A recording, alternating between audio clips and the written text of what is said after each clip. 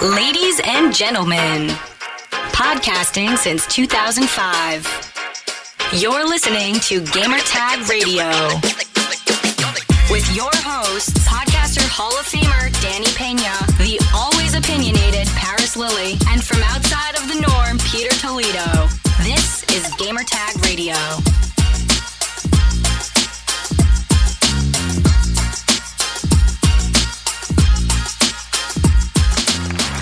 All right, welcome to Gamertag Radio, episode 1097, Emergency Podcast, Part 2. Again, this is your host, Danny, and also joining me once again for this podcast, we have Parris here. What's up, Parris? Man, what is going on, man? What a freaking day. 2 podcasts in one day. Yeah, it's just insane, insane. So the breaking news is Xbox made the changes, man. They're going back. No more price hike, and I believe there's. You want me to read it? Yeah, go ahead. Yeah, to play, I'll read. Well, to set it up, everyone, if you're watching this, you know, or listening to this, earlier today, Xbox announced that they were going to have a price hike for Xbox Live Gold, essentially doubling the price of Xbox Live Gold. And as you can imagine, the community was not very happy about that, and they expressed their opinion. I think a lot of it was pretty respectfully, but, you know, people were upset about it. We obviously talked about it on an emergency podcast earlier today. And apparently that message was heard loud and clear by Xbox. So I'm going to read the updated thing that they put on Xbox Wire. And this is what it says. This is updated as of January 22nd, 2021 at 8:52 p.m. in the Pacific. And they say, "We messed up today. And you were right to let us know. Connecting and playing with friends is a vital part of gaming, and we failed to meet the expectations of players who count on it every day. As a result, we have decided not to change Xbox Live Gold pricing. We're turning this moment into an opportunity to bring Xbox Live more in line with how we see the player at the center of their experience. For free-to-play games, you will no longer need an Xbox Live Gold membership to play those games on Xbox. We're working hard to deliver this change as soon as possible in the coming months. If you are an Xbox Live Gold member already, you stay at your current price for renewal. New and existing members, keyword new and existing members, can continue to enjoy Xbox Live Gold for the same prices they pay today." And then the rest is blah, blah, blah about prices. Thank you. This is impressive. This is impressive. But it goes to show you they are listening. They are listening. They are paying attention to what is being said, because nobody, I mean, literally nobody thought this was a good move. Nobody.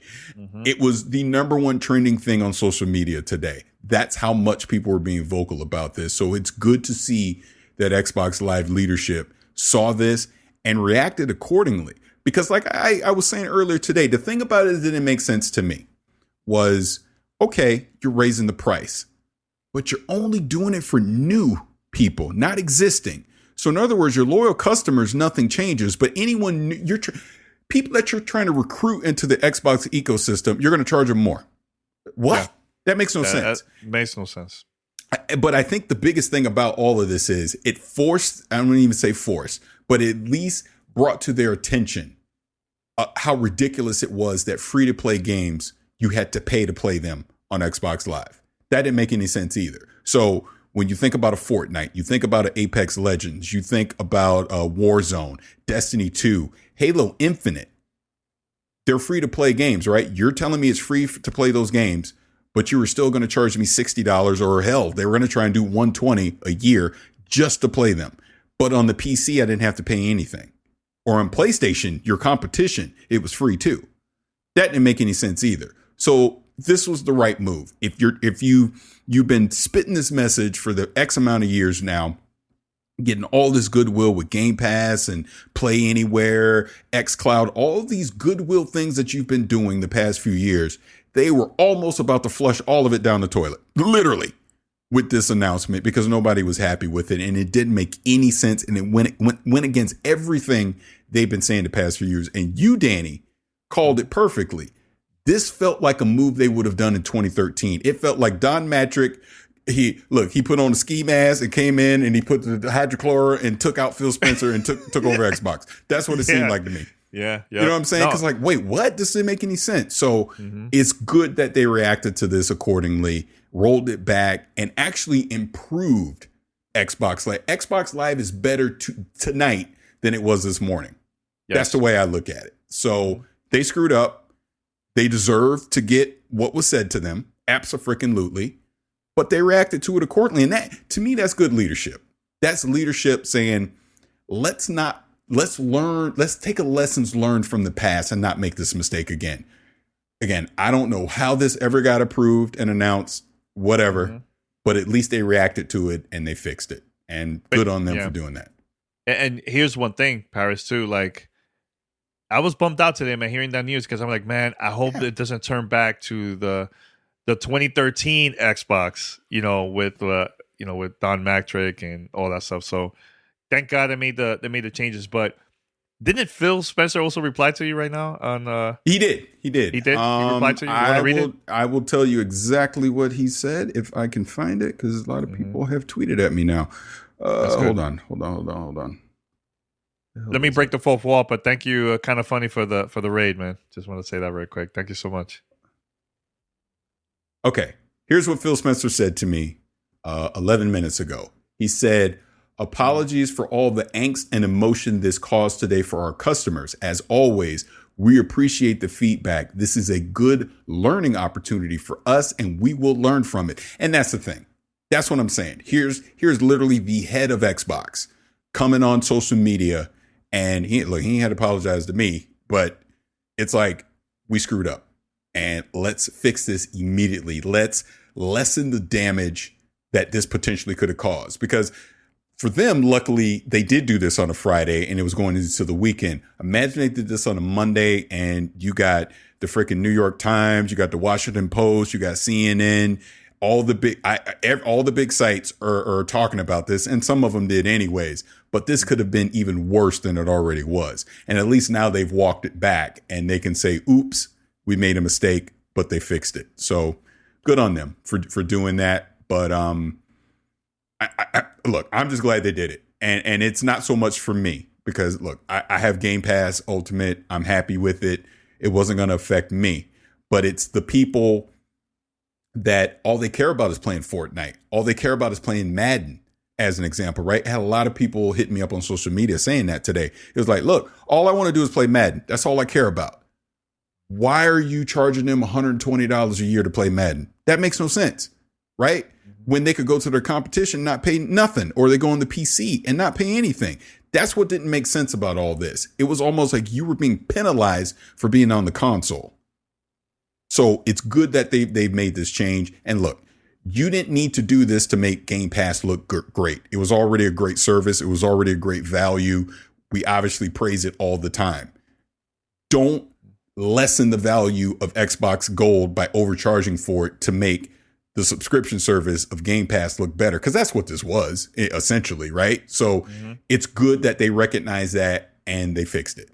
And I think what's the saying? You catch more flies with honey than you do with vinegar. And that's what this is, in my opinion, right? They were putting a sour taste in people's mouths to try and get them to go to something that honestly is the better thing to subscribe to.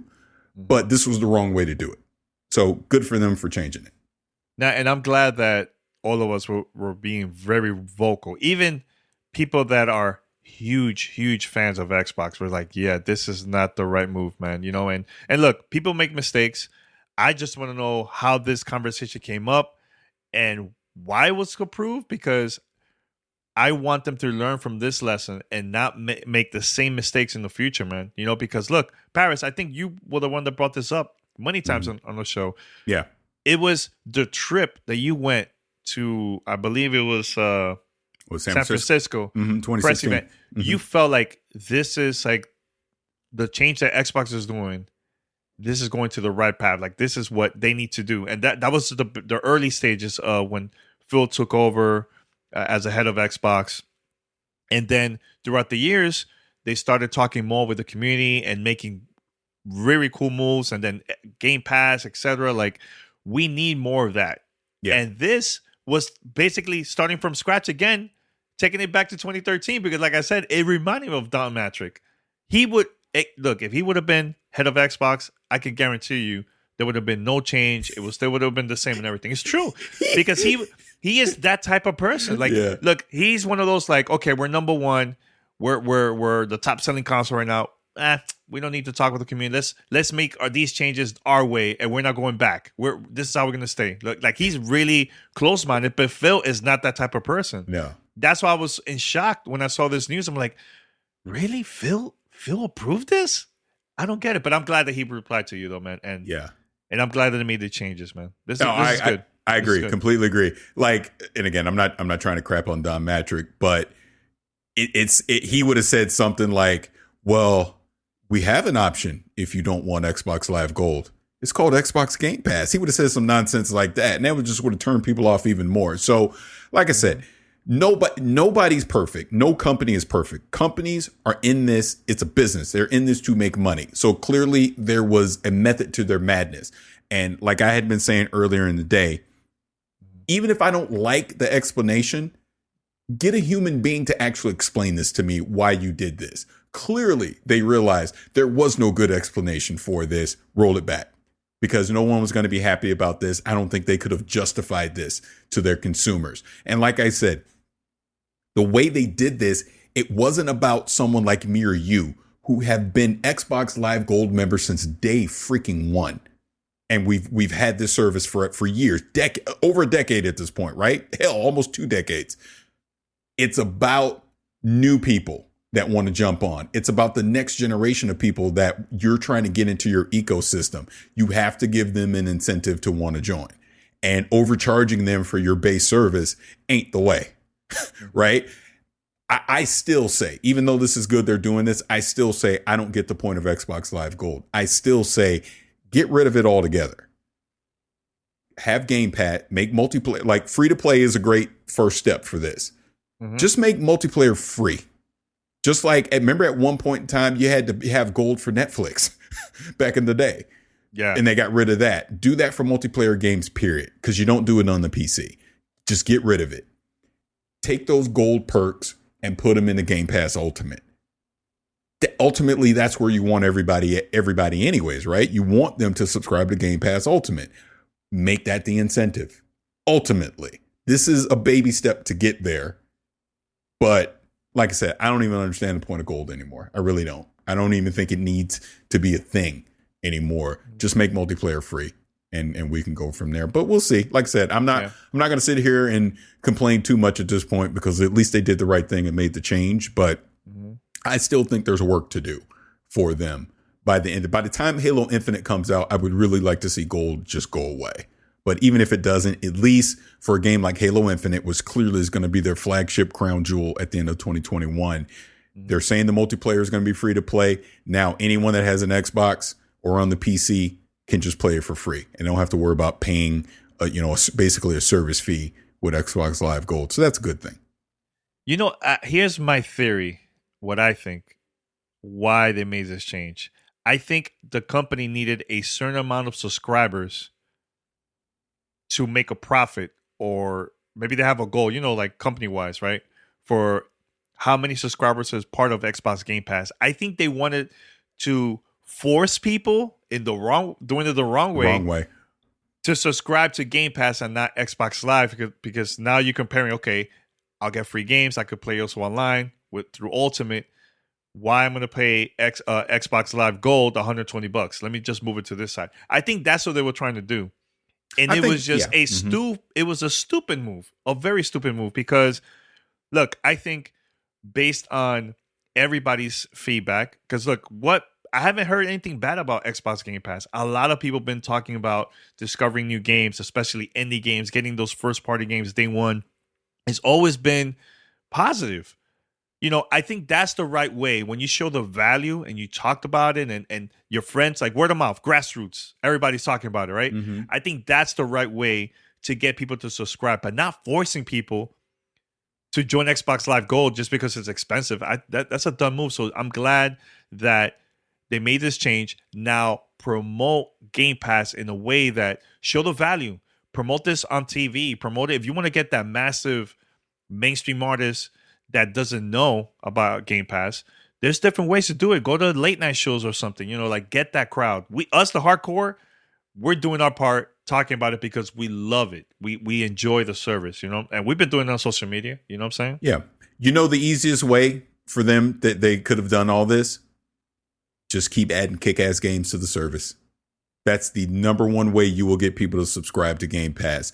The more you show the value of it, the more people are going to want to invest into it. Because like I said, I was ready to come in here with my freaking pom-poms and my skirt on and my heels and just cheerlead Donut County and Game Pass. That was my goal for this episode until this news came out, right? That's what I wanted to talk about because I found that to be a prime example of the value of this service, the discovery of this service, to show you games that I never would have played that I get to play because of a service like Game Pass, right? That's the secret sauce of it.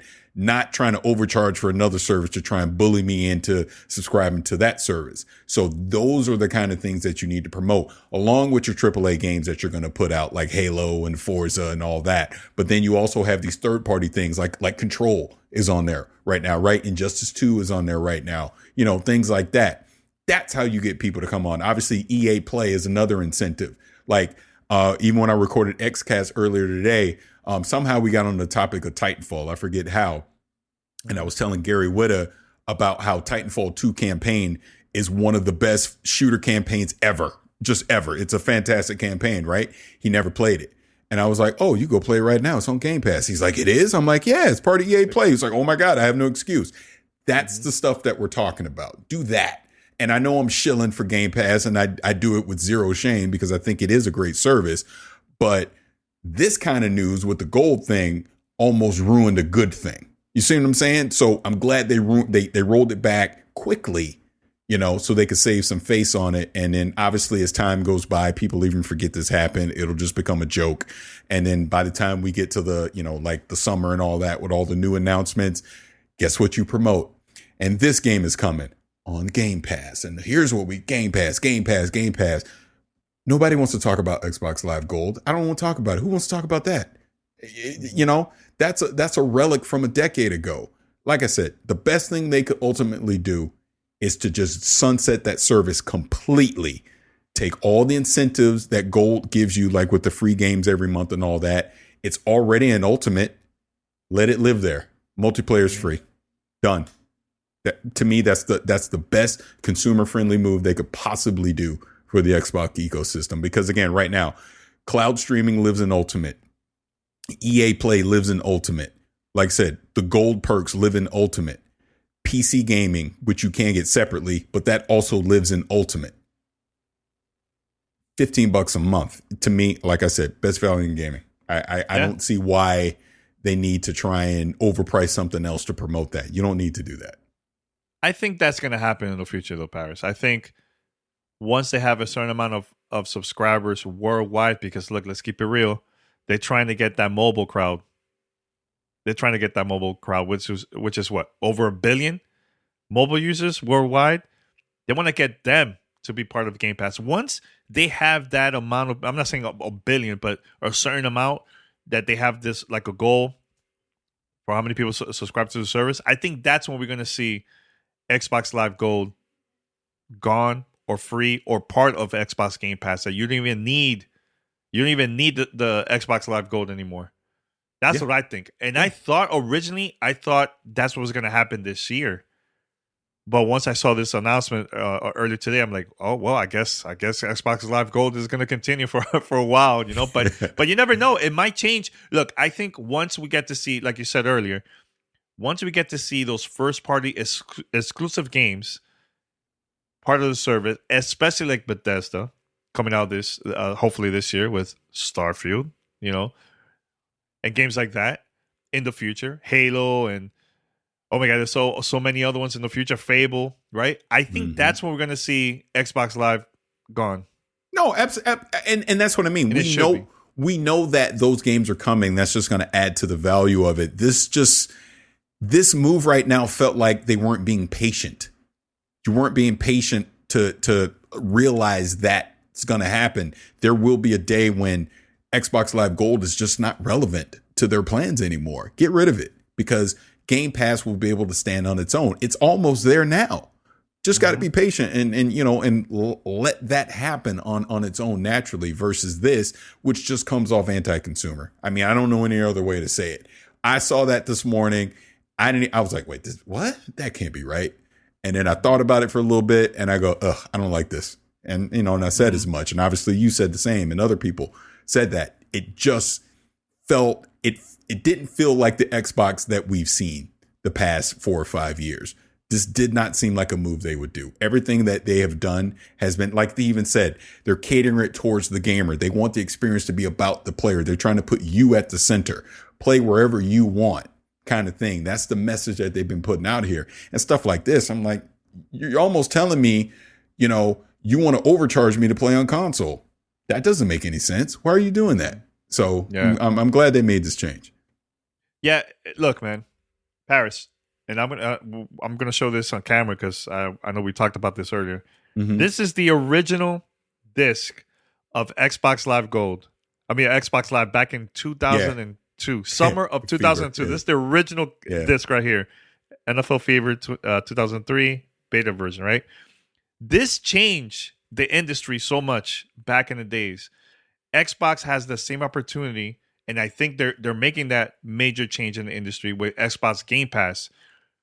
Promote that, and you're going to see the competition is also going to be doing the same thing and they'll probably be inspired like, yo, it worked for Xbox, let's do it for our companies. Like, that's the type of change we need to see, not let's keep it the same way 18 years ago, but let's double the price. Like, that's not that's not the right way, So they have the opportunity to make that change, man. They did it back then. Yo, move forward, man. Remember buying that original console? It was a game changer. Ethernet in there, right? Hard drive storage in there too. Everything. And everybody was like, yo, this is something totally new because back then everybody was like memory cards and it was like totally new. We also had to depend on a 56K modem if we wanted to play online. Like, they made those changes throughout the years, man. Xbox has, Wait, you're saying, because Xbox. the original Xbox didn't have a 56K modem. No, Dreamcast had it. Yeah, Dreamcast had it. But it depended on, look, now we're going into weeds. It depended on which Dreamcast you had because the one I had was a 33.3K modem. It wasn't 56K because I had the original Dreamcast didn't have 56K modem in it. What are you talking about? I bought it at $9.99. Go look it up. Hold on. I bought at launch. Hold on. And it was a 56K modem. Keep talking. Dreamcast. I don't know. Hey, look, chat, please let me know because I know when I bought my console, it was a 56K modem. Unless you bought the European version, that was a different modem than the US version. You can look it up. I know I'm right. I know I'm right. See, look, everybody's saying, 56K modem. Look, you know what happened? Parris bought that Peter console. Moore, the Dreamcast had a 33.key modem. Yes. What? No. Yes. I'm looking at it right now. Peter Moore tweeted this on September 9th, 2014. Hold on. Okay, hold on. Let me read this now. Certain of those fields have gone by the innovations, and I'll bet 356 came on this change of face. Yeah. But then he said something about 33. Hold on. While Dreamcast online capabilities to coin the phrase would take in where hold on now. Where did I just see this? I remember mine said 56K when I got that console. I don't know how we went from Xbox Live Gold to this. No. The European version. Someone replied to him and said, nah, the Dreamcast had a 33.3 modem. Peter, take the rose tinted glasses off. That was a reply. I'm telling you, let me find an official page of this. Oh my God. I don't know. I think he's wrong. Here's Eurogamer. And you're wrong. No, Eurogamer saying this. Europe, yes, not US. US was 56K. Yeah, because Eurogamer saying it was 33.3. Yes, the European version. Yeah. So you went to a bootleg store and bought the 33, the 30 version. Maybe I did. No, I got my Dreamcast from Toys R Us. I remember. Are you sure it wasn't like a local? No, it was Tampa, Toys R Us. Tampa. Wow. Oh my God. I'm in San Diego then. Leave me alone. I was going to say some mom and pop Toys R Us store in Tampa. Oh my God. Oh my God. That is so funny. That's good. That is good. But anyways, look, man, I'm happy. I'm glad that Xbox made this change, man. And it's looking bright for the company now, man. I was a little bit worried this morning. I'm not going to lie. I was like, this is not good, man. Not good. So Parris, before we go. Yeah. What do you think will be next now for Xbox? Now, okay, they already let this one go already. Focus on the games. The Medium comes out next week. What's next after that? What's next? Game Pass, right? Yeah, it's interesting because clearly we have no idea. I mean, they put out that list of the 30 games that are going to be exclusive and come out, but they've not put any dates on anything, so we don't know what the next big thing is going to be for them. Like you said, we'll probably see some indie and AA titles sprinkled throughout the year. They'll come to Game Pass. I guess Psychonauts 2 is probably going to be the next big game for them, right? I would imagine. I don't know. It sounds like that game is not going to come out in spring. I feel like they're taking their time until the game is right. That's what I think. Could be. It very well could be. I mean, we'll see. I mean, obviously we don't know. Well, I think the next big thing is going to be when that Bethesda deal is final, and then they can start talking about it. I think that's going to be the next big thing for them. The next big, oh my God, because I think we'll quickly find out, are the majority of the games going exclusive? Are they not going exclusive? What's going to happen? Stuff like that. Then obviously they'll have their E3-esque event in the summer. So there'll be big announcements there. It sounds like Halo has already announced they're going to start doing flights for Halo Infinite. You can sign up for those. So I would imagine those are going to be happening throughout the year as well. I mean, they're in a good position, gaming wise. Like I said, and we say it a million times. I love the services that they have. Now we just got to start getting more games for it. The Medium obviously is coming here next week. Excited for that. And then, yeah, Psychonauts 2, Halo Infinite, and we'll see the rest. I'll say this one because I talked about it on XCast. I'm really looking forward to Echo Generation. Can't wait for that one. That's a kind of an indie AA game that's going to be on Game Pass. I'm really looking forward to that. I'm looking forward to Scorn when that comes out. Mm-hmm. So yeah, I mean, it's going to be some stuff. Definitely going to be some stuff for Xbox. It's going to be good. I heard there's a couple of unannounced games that's also coming out this year, and I know I read this online somewhere a couple months ago. I think it was like sometime the end of last year. They have a couple surprises that hasn't been announced yet. Yeah, from Xbox. That's going to happen this year too. I keep saying, remember, Halo Infinite was already supposed to be out. They've had a roadmap. Phil Spencer's talked about this. They've had a roadmap of games. There is a game that's supposed to come out this holiday that we just don't know about yet. So, and it's not a Bethesda game. So, because that was before the Bethesda deal, right? So there's something coming this holiday that's unannounced. That's going to be a quote unquote big AAA game. I think. I hope. Big AAA game. And not Forza. I don't think it's Forza. I think Forza comes, but I don't think that's it. So, or Forza Horizon, I should say. I know this is kind of random, but could it be a Banjo game? That's funny you say that because Gary said that to me earlier. It's going to be Banjo. And I'm like, I don't want to jinx it.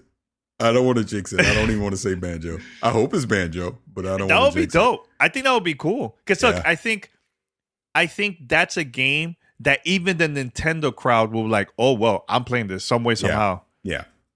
There's a reason. There's a reason why Banjo-Kazooie is available on the Nintendo Switch Smash Brothers. There's a reason for that. It's to get that crowd. And to remember a couple weeks ago, there was a post from Nintendo of Japan posted that a Banjo game was going to be available for the Wii U. Or was it for the Wii U or for the Wii, one of those two consoles. Mm-hmm. And it said Microsoft Japan. So everybody, wait a minute. Who is playing this who's playing Wii U still? Because supposedly the store got shut down a long time ago. Maybe it's coming out for the Switch. Like, I wouldn't be surprised if Rare Replay comes out. Certain games from that will be available for Nintendo Switch. So when Xbox starts announcing games like Banjo-Kazooie or whatever, now you could play those games exclusively on Xbox, the platform. It could be on Game Pass, it could be the console or PC. So that's why I still think that Banjo is coming out. I don't know if it's this year or what, but that could be one of the unannounced games, man. Look, I hope so. I'm at the point I don't even want to jinx it. If you remember when we were at E3 2019 and me and Khalif, we can remember Khalif was just hating the whole time, but yes, we're all sitting together and I just knew it. I was like, it's coming. And then it was just a Smash Brothers thing on Switch. And then that was it. So I hope so, man. I really do. I just, to me, it's ironic that they finally announced Perfect Dark, but it's like Perfect Dark and Banjo were those two rare titles that were just sitting on the shelf. And it's just like, do something with them. I mean, people love those IPs. I mean, they were fantastic on the Nintendo 64. Bring them to the modern age now. I just think, and look, I love Ori. Ori is a good platformer, but I still feel like Xbox is lacking a Mario-esque platformer. It's just simply not there. Hell, even PlayStation now, between Astro's Playroom and Sackboy, they got two great platformers.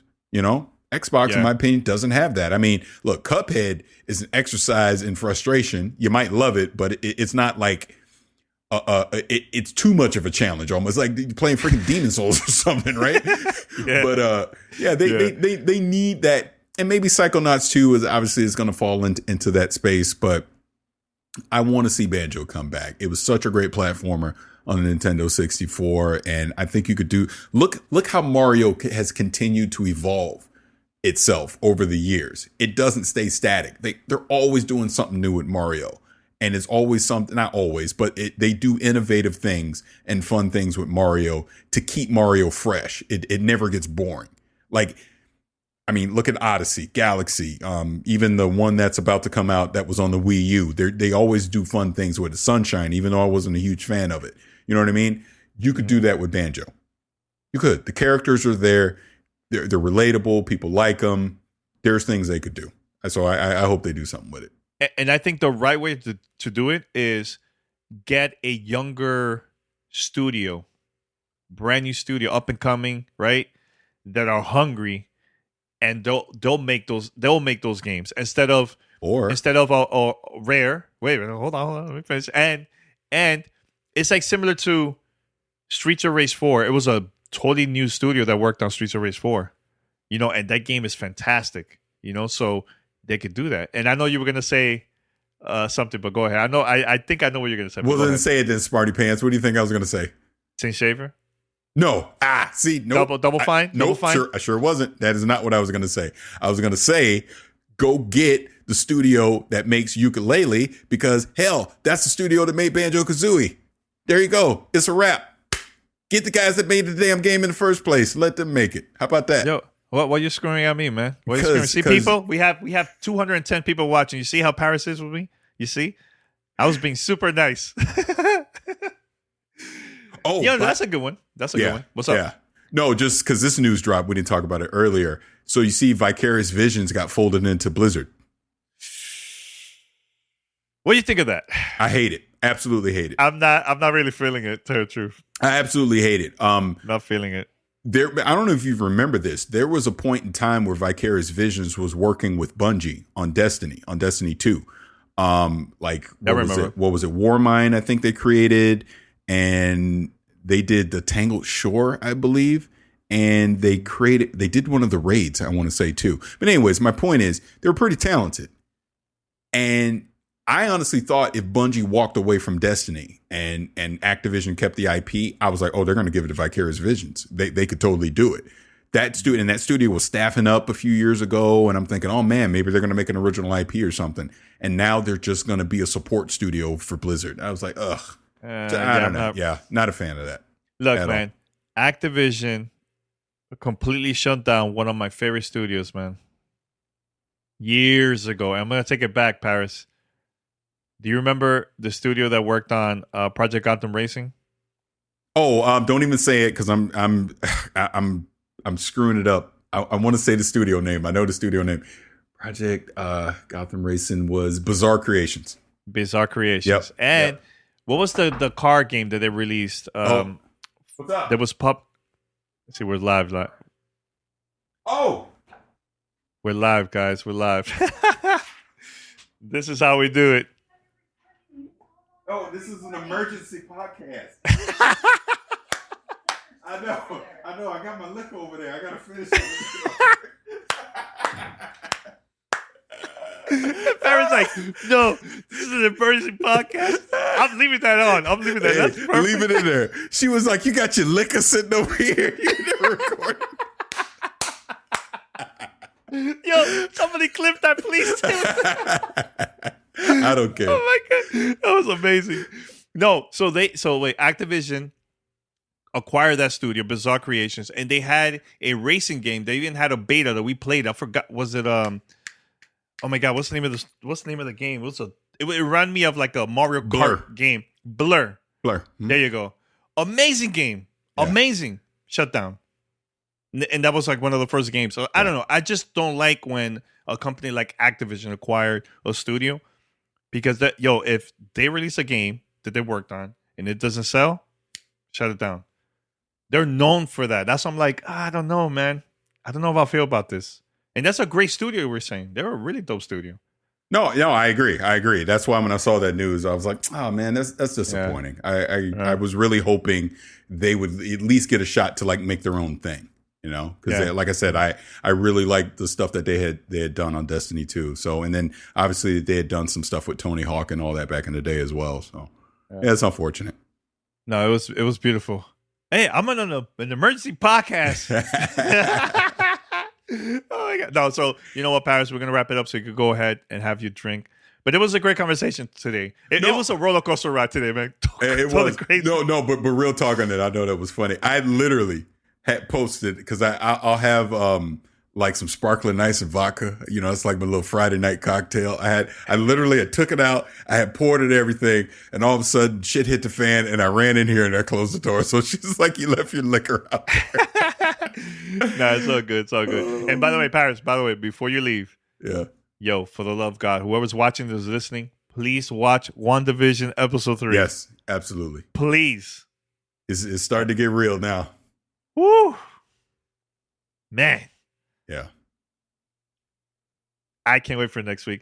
You know what it is? It's difficult to watch it, and then we have to wait a week later. I mean, I love that it takes time for us to like talk about the show and everything, right? But man, please make it a little bit longer, dude. 30 minutes is not, it's too short, man. It's too short. Well, it's too good. They did say that Falcon and the Winter Soldier is going to be closer to an hour each episode. Okay. So that's good. But if you look at what they're doing, I know we're about to get out of here, but as much as I wish I just had all the episodes right now, in a way, I am glad that they're staging it out, because it's something to look forward to every Friday. And what Disney is doing is they said there's going to be something MCU related every week, or not, I think almost literally every week, but close to it. Basically, they're going to have MCU content the rest of the year, because we're going to get Falcon and Winter Soldier after this. You're going to get Loki after that. You're going to get What If after that. You're going to get Hawkeye. And I think it's Miss Marvel. I could be wrong. Isn't it She-Hulk? She-Hulk, but that's no, that's right? later. But I'm talking just 2021. I think all that stuff comes out 2021. All right, dope, really cool. Yep. All right, everyone.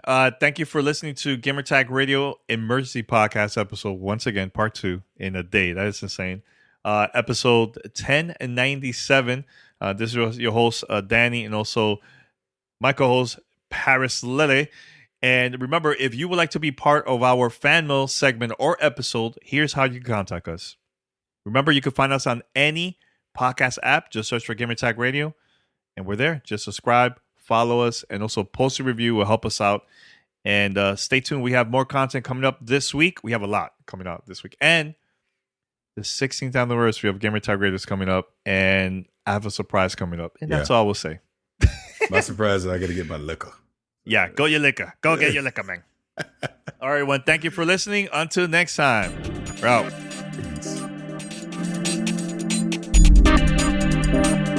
Thanks for listening to Gamertag Radio. Be sure to like us on Facebook and follow us on Twitter.